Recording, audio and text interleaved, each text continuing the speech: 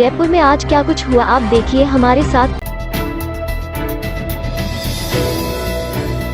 Cabinet मंत्री महेश जोशी और उनके बेटे रोहित जोशी रविवार टिकट के लिए पार्टी की फीडबैक बैठक में शामिल होने के लिए एक साथ पहुंचे, जहां महेश जोशी और बेटे रोहित जोशी ने हवामहल विधानसभा सीट से अपनी दावेदारी पेश की।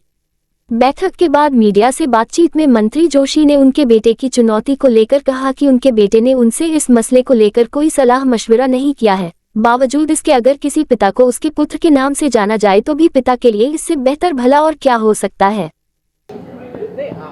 मैं ये कह सकता हूँ, मैंने उसको आवेदन करने के लिए नहीं कहा, लेकिन पार्टी का कार्यकर्ता है, उसके मन में क्या है ये वही आपको स्पष्ट कर पाएगा।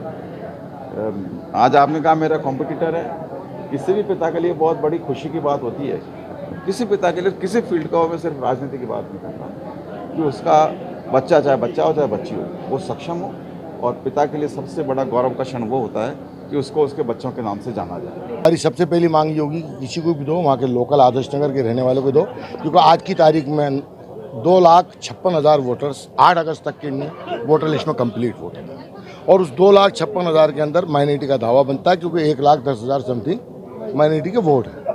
इसलिए क्या 2,56,000 में एक भी लोकल आदमी ऐसा नहीं जो काबिल हो वहाँ आदर्श नगर विधानसभा क्षेत्र में। इसलिए हमारी सबसे पहली मांग तो यही है कि किसी को भी दो, लोकल को दो। युवा चित्रकार अभिलाषा भारतीय की 815 चित्रों की एकल चित्र प्रदर्शनी चित्रावली मेरा जीवन मेरे चित्र जवाहर कला केंद्र की अलंकार गैलरी में 26 अगस्त से 29 अगस्त तक प्रतिदिन सुबह 11 बजे से सायं 7 बजे तक चलेगी। प्रदर्शनी में अभिलाषा के बचपन यानी 1.5 वर्ष की अवस्था से लेकर वर्तमान तक बनाए समस्त महत्वपूर्ण चित्र प्रदर्शित किए गए हैं। अभिलाषा के प्रत्येक चित्र के साथ उनकी भावनाओं को शब्दों में पिरोकर जयपुर के वरिष्ठ रंगकर्मी व लेखक तपन भट्ट ने 710 दोहे लिखे हैं और उनके जीवन के सभी पहलुओं का परिचय भी लिखा है, जिन्होंने चित्रों को जीवन दिया है, जो कि आकर्षण का केंद्र है। इतनी कम उम्र में एकल कलाकार के रूप में इतनी बड़ी संख्या में सृजन करना और इतने बड़े स्तर पर लगाना, यह शायद एक दुर्लभ संयोग है।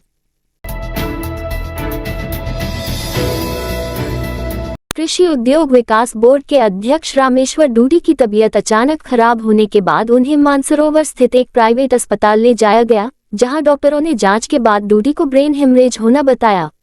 सूचना पर मुख्यमंत्री अशोक गहलोत भी डूडी की कुशलक्षेम जानने के लिए अस्पताल पहुंचे। फिलहाल डूडी वेंटिलेटर पर है और उन्हें एसएमएस अस्पताल में शिफ्ट कर दिया गया है। ललित कला अकादमी के सचिव रजनीश हर्ष की जवाहर कला केंद्र में रंगछंद नाम से श्री कृष्ण की छवियों की प्रदर्शनी शुरू हुई। इस प्रदर्शनी का उद्घाटन कला एवं संस्कृति मंत्री बी.डी. तल्ला ने किया। कलाकृतियों में मनोहर रंग और आदर्शवाद का प्रतीक देखने को मिला। चित्रों में श्री कृष्ण के आदर्शों का प्रतिष्ठान है, जो अनूठे रूप में प्रस्तुत किए गए हैं।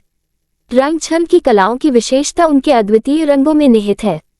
यह विभिन्न भावनाओं को व्यक्त करने के लिए प्रयुक्त होती है।